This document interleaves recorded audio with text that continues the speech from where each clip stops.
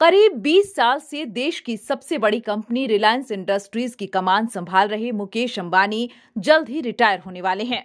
इस बात के कयास तो पहले से ही लगाए जा रहे थे।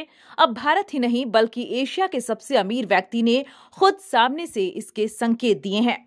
आने वाले समय में रिलायंस इंडस्ट्रीज की लीडरशिप में बड़े बदलाव देखने को मिल सकते हैं। रिलायंस इंडस्ट्रीज के संस्थापक धीरू भाई अंबानी के जन्मदिन पर आयोजित होने वाले कार्यक्रम फैमिली डे फंक्शन में इस बारे में संकेत दिए गए। मुकेश अंबानी ने इस कार्यक्रम में कहा कि अब नई पीढ़ी लीडरशिप की जिम्मेदारियों के लिए तैयार है। हमें उन्हें गाइड करना चाहिए, उन्हें सक्षम बनाना चाहिए और उनका उत्साह बढ़ाना चाहिए। हमें आराम से बैठकर नई पीढ़ी को हमसे बेहतर परफॉर्म करते देखना चाहिए और उनकी सराहना करनी चाहिए। इस साल अगस्त में पहली बार ऐसी खबरें सामने आई थीं कि मुकेश अंबानी रिटायरमेंट की तैयारी कर रहे हैं।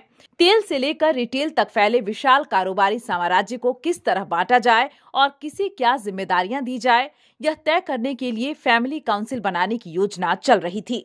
यह काउंसिल को तय करना है कि हर किसी को बराबर जिम्मेदारी और प्रतिनिधित्व मिले। हालांकि तब रिलायंस ने इन खबरों का खंडन किया था।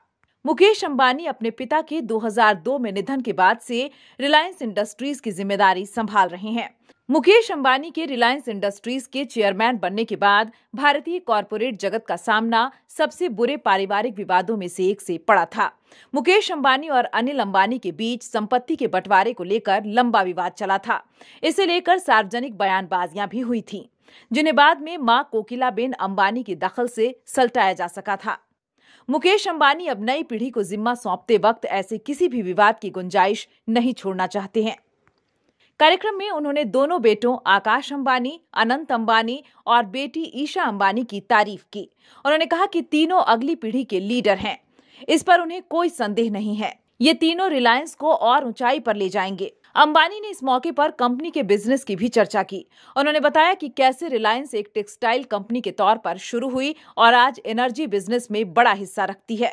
अंबानी ने कहा कि रिलायंस आने वाले समय में क्लीन एंड ग्रीन एनर्जी के क्षेत्र में ग्लोबल लीडर बनेगी। उन्होंने पिछले 1 साल में रोजगार के करीब 1 लाख मौके बनाने का भी दावा किया। न्यूज़ विंग की ब्यूरो रिपोर्ट।